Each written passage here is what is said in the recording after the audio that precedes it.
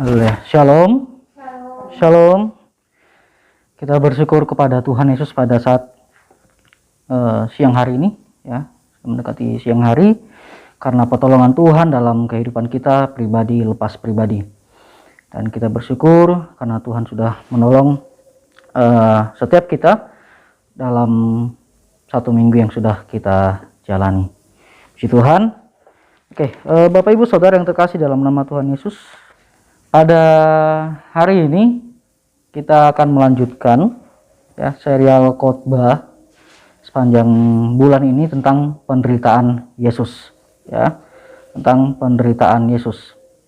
Nah, Bapak Ibu Saudara yang terkasih dalam nama Tuhan Yesus, kita akan sama-sama melihat penderitaan Yesus yang kedua, yaitu ketika ia berada di Taman Getsemani, ya. Penderitaan yang kedua ketika ia berada di Taman Getsemani. Sebelumnya kita akan membaca firman Tuhan dalam Matius pasal 26, ya. Matius pasal 26, ya. Matius pasal 26 ayat 36 sampai 46, ya. Matius pasal 26 ayat 36 sampai 46. Saya akan membacakan untuk Bapak Ibu sekalian dengan judul perikop di Taman Getsemani. Maka sampailah Yesus bersama-sama murid-muridnya ke suatu tempat yang bernama Getsemani. Lalu ia berkata kepada murid-muridnya, "Duduklah di sini, sementara aku pergi ke sana untuk berdoa." Dan ia membawa Petrus dan kedua anak Zebedeus sertanya. Maka mulailah ia merasa sedih dan gentar. Lalu katanya kepada mereka, "Hatiku sangat sedih, seperti mau mati rasanya. Tinggallah di sini dan berjaga-jagalah dengan aku." Maka ia maju sedikit, lalu sujud dan berdoa, katanya, "Ya Bapakku, jikalau sekiranya mungkin, biarlah cawan ini lalu daripadaku, tetapi janganlah seperti yang ku kehendaki, melainkan seperti yang Engkau kehendaki." Setelah itu ia kembali kepada murid-muridnya dan mendapati mereka sedang tidur. Dan ia berkata kepada Petrus, "Tidakkah kamu sanggup berjaga-jaga 1 jam dengan aku? Berjaga-jagalah dan berdoalah supaya kamu jangan jatuh ke dalam pencobaan. Roh memang penurut tetapi daging lemah." Lalu ia pergi untuk kedua kalinya dan berdoa, katanya, "Ya Bapakku, jikalau cawan ini tidak mungkin lalu, kecuali apabila aku meminumnya, jadilah kehendak-Mu." Dan ketika ia kembali pula, ia mendapati mereka sedang tidur sebab mata mereka sudah berat. Ia membiarkan mereka di situ lalu pergi dan berdoa untuk ketiga kalinya dan mengucapkan doa yang itu juga. Sesudah itu ia datang kepada murid-muridnya dan berkata kepada mereka, "Tidurlah sekarang dan istirahatlah. Lihat, saatnya sudah tiba bahwa Anak Manusia diserahkan ke tangan orang-orang berdosa. Bangunlah, mari kita pergi. Dia yang menyalahkan aku sudah dekat." Puji Tuhan. Ya, Bapak Ibu Saudara yang terkasih dalam nama Tuhan Yesus, saat ini kita akan sama-sama belajar tentang penderitaan yang kedua ini yang dialami oleh Yesus dari serial khotbah yang kita pelajari 1 bulan ini, ya. Dalam perikop ini, ya, Matius mencatat bahwa kisah ini ada di Getsemani, sama juga dengan Markus. Lalu Lukas, kalau kita baca di Lukas 22 ayat 39 sampai 46, di sana disampaikan bahwa Yesus pergi ke Bukit Zaitun. Nah, sekarang mana yang benar? Ini sekedar pengetahuan Alkitab, ya. Matius dan Markus mencatat bahwa Yesus dan murid-muridnya, ke-11 muridnya, karena Yudas Iskariot tidak ada di sana, ya, pergi ke Getsemani, ya. Matius dan Markus mencatat bahwa Yesus dan ke-11 muridnya pergi ke Taman Getsemani. Sementara di Lukas menginformasikan bahwa Yesus pergi ke Bukit Zaitun. Nah, kira-kira mana yang benar ini? Nah, sebenarnya Taman Getsemani itu ada di Bukit Zaitun. Ya, sama saja. kalau saya mengatakan saya pergi ke Korea Selatan, lalu saya bilang saya pergi ke Seoul, ya itu sama saja, ada di Korea Selatan. Nah, jadi begitu juga dengan Taman Getsemani ini. Taman Getsemani itu terletak di Bukit Zaitun. Jadi antara Lukas, Matius, dan Markus memiliki kesamaan, ya, hanya perbedaannya Lukas menginformasikan secara luas ada di Bukit Zaitun. Nah, ada di Bukit Zaitun. Nah, Markus dan Matius lebih spesifik menyatakan tempatnya ada di Taman Getsemani. Ya, itu sekedar informasi, jangan nanti bingung pas lihat ayat yang sama di ayat yang paralel, karena kan di Alkitab kita ini, ya, kitab kan misalnya di sini di Taman Getsemani, lalu di bawahnya ada Markus 14 ayat 32 sampai 42 dan Lukas pasal 22 ayat 39 sampai 46. Nanti Bapak Ibu buka lah, ini mana yang benar gitu ya. Jadi itu di tempat yang sama. Oke, itu sekedar pengetahuan, ya.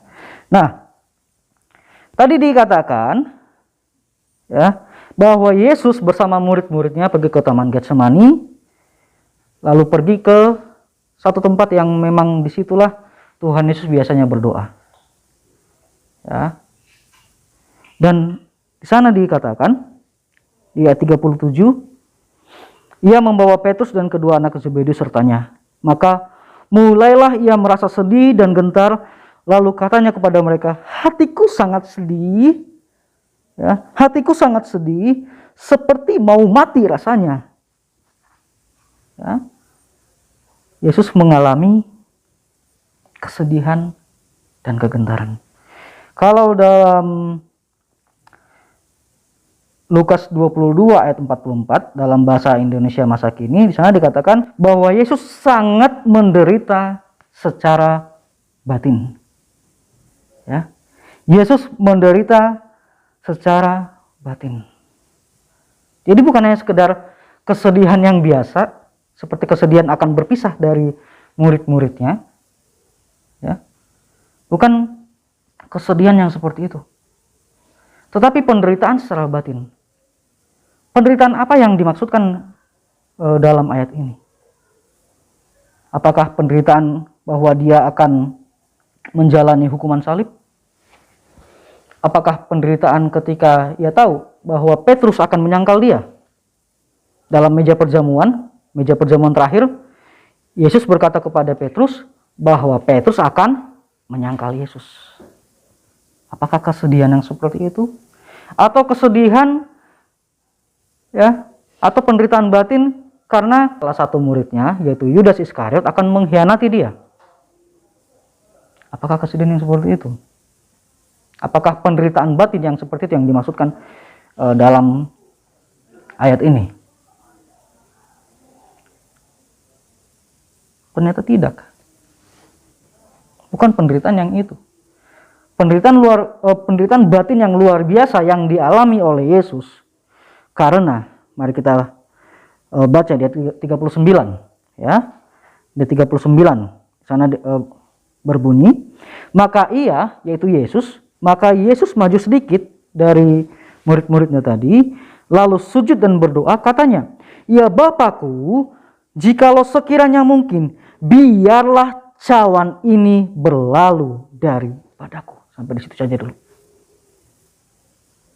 Ya Bapakku, jikalau sekiranya mungkin, biarlah cawan ini berlalu daripadaku. Apa itu cawan? Itu yang mau kita simak bersama. Itu yang mau kita sama-sama pelajari bersama. Ya, apa itu cawan? Ketakutan yang hebat yang dialami oleh Yesus, penderitaan batin yang begitu hebat yang dialami oleh Yesus pada saat itu, karena dia akan menerima cawan. Cawan itu berisi murka Allah. Cawan itu berisi murka Allah. Murka Allah karena apa? Karena dosa manusia. Dan itulah yang ditumpahkan kepada Yesus.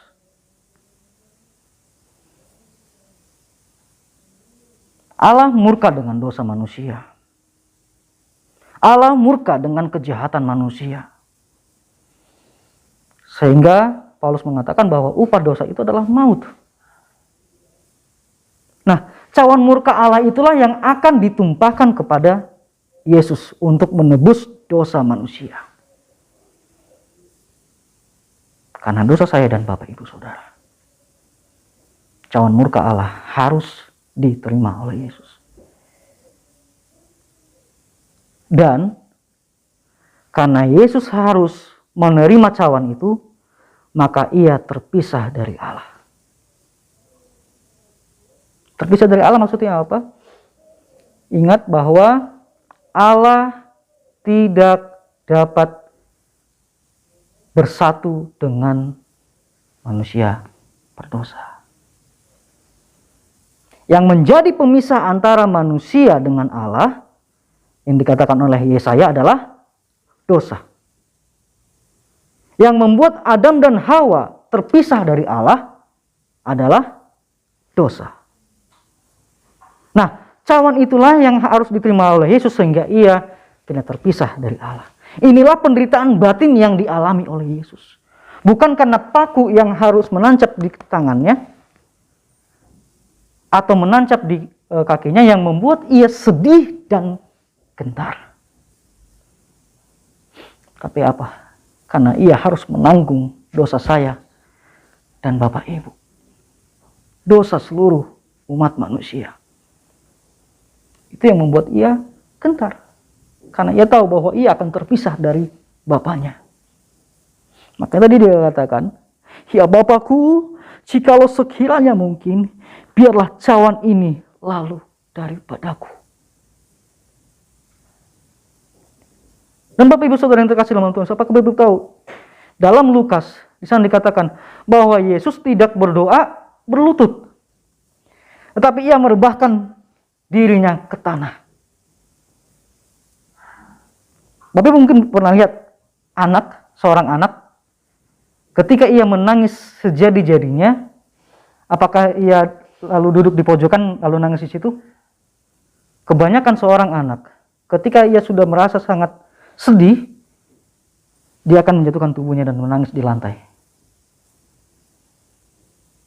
Kesedihan yang sangat luar biasa itu yang dialami oleh Yesus. Sehingga ia menjatuhkan dirinya di tanah, merebahkan dirinya di tanah, lalu menangis. Bahkan Lukas mencatat ketika ia menangis, peluhnya, keringatnya keluar seperti titik-titik darah. Ya. Mungkin banyak orang yang menyangkal, bagaimana mungkin keringat dari tubuh manusia itu bisa menjadi titik-titik darah. Tetapi ilmu kedokteran yang sudah modern berhasil menemukan itu. Sebuah ketakutan yang sangat luar biasa, ya. Dan kita tahu bahwa Lukas itu adalah seorang dokter, seorang tabib. Makanya ia bisa menggambarkan, ya.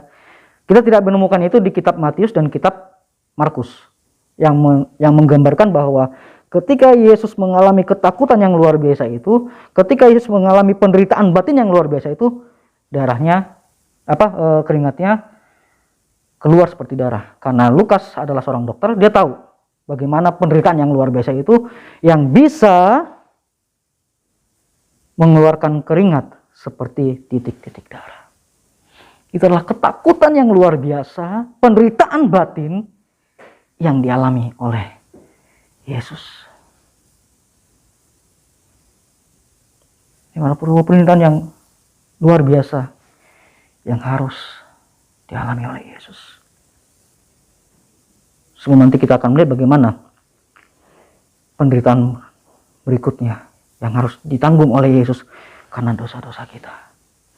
Ketika dia harus melewati jalan Via Dolorosa. Ya.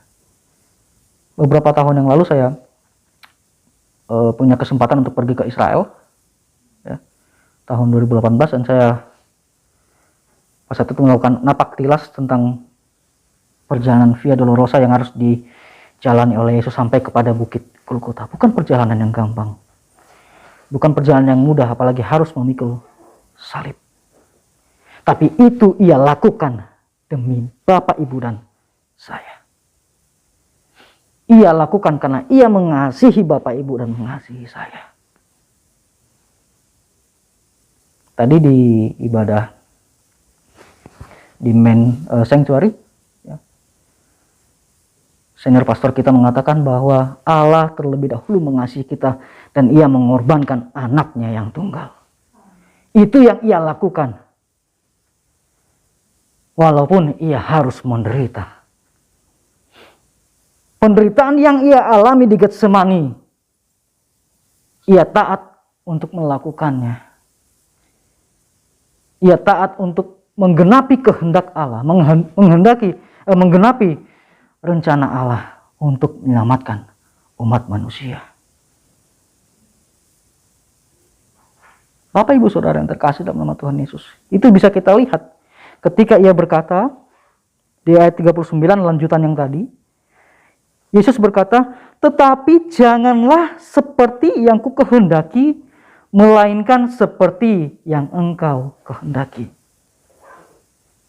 Di dalam penderitaannya, ya, di dalam penderitaan batin yang ia alami, Yesus berkata, tetapi bukan kehendakku yang terjadi, tetapi kehendak Bapa lah yang terjadi. Ya, kehendak Bapa lah yang terjadi. Ini menggambarkan, memberikan makna bagi kita bahwa Yesus taat dalam kehendak Bapa. Ia mendahulukan kehendak Bapa. Ia mendahulukan kehendak sorga dalam misinya untuk menyelamatkan umat manusia, walaupun ia harus menderita. Nah, Bapak Ibu Saudara yang terkasih dalam nama Tuhan Yesus, penderitaan yang begitu luar biasa yang harus ia hadapi pada saat itu, sampai-sampai 3 kali, ya. Matius menjelaskan tadi sampai 3 kali Yesus berdoa seperti itu. Ya. Bapak Ibu bisa bayangkan bagaimana kemelut jiwa yang harus dihadapi oleh Yesus pada saat itu.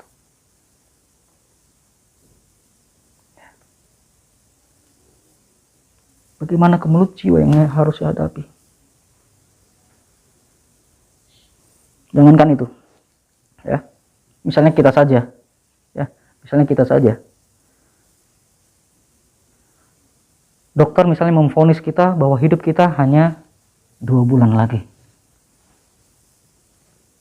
Ya. Dokter memvonis kita dan kita menerima informasi itu. Ya, dokter menyampaikan informasi itu langsung kepada kita. Kira-kira bagaimana keadaan jiwa kita ketika mendengarkan vonis seperti itu?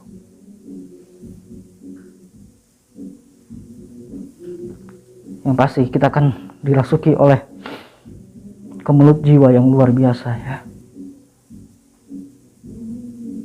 Kita akan berpisah dari keluarga kita berpisah dari suami atau istri, anak kita, saudara-saudara kita. Nah, ini yang dialami oleh Yesus pada saat itu. Ia harus berpisah dari Bapaknya. Ya. Kalau minggu lalu kita sama-sama sudah belajar bahwa ia turun ke dunia ini, meninggalkan tahta kemuliaannya. Itu sudah sebuah penderitaan bagi Yesus. Nah, sekarang dia harus diperhadapkan kepada sebuah situasi bahwa ia harus berpisah dari Bapaknya karena ia harus meminum cawan murka Allah. Sebuah penderitaan yang tidak gampang. Sebuah penderitaan yang sangat luar biasa yang harus ia jalani. Namun ia menjalaninya demi keselamatan seluruh umat manusia. Bapak Ibu Saudara yang terkasih dalam nama Tuhan Yesus,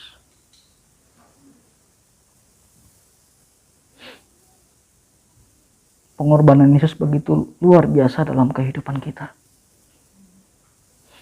penderitaan Yesus begitu luar biasa untuk menebus dosa-dosa kita.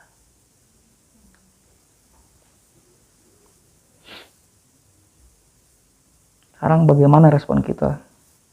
Ya.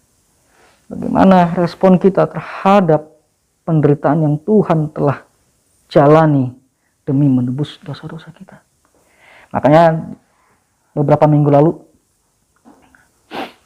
ya, saya ajak kita sama-sama belajar tentang lebih dari pemenang, ya, tentang umat Allah yang tidak terpisahkan. Apakah penderitaan yang kita alami pada saat ini itu membuat kita terpisah dari Allah? Penderitaan dunia, ya, penderitaan yang ada di dunia ini memisahkan kita dari Allah. Ketika kita menjalani penderitaan itu, ketika kita mengalami penderitaan itu, ketika kita mengalami pergumulan yang mungkin kita rasa ini terlalu berat, Tuhan, kenapa harus terjadi dalam hidupku? Di manakah Engkau, Tuhan, ketika aku menderita?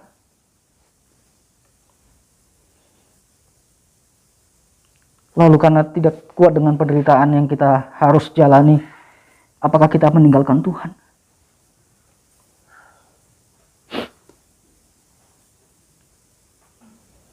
Kalau saja Yesus punya pikiran yang sama seperti kita, Ia lepas atau tidak mau meminum cawan itu, maka selama-lamanya kita akan menjadi manusia-manusia yang ada dalam hukuman maut. Tetapi Yesus mau taat dan berkata, bukan kehendakku yang terjadi, kehendakmu ya Bapa yang terjadi. Sehingga saya dan Bapak Ibu selamat. Selamat dari murka Allah. Selamat dari cawan murka Allah itu. Oleh karena itu, ketika engkau berkata bahwa engkau lebih daripada pemenang, itu memiliki pengertian bahwa penderitaan di dunia ini tidak akan memisahkanmu dari Allah. Pergumulan seberat apapun yang kita alami di dunia ini tidak akan mampu memisahkan kita dari kasih Allah. Karena Yesus sendiri yang telah membuktikan pertama kepada kita bahwa Ia mampu melewati itu.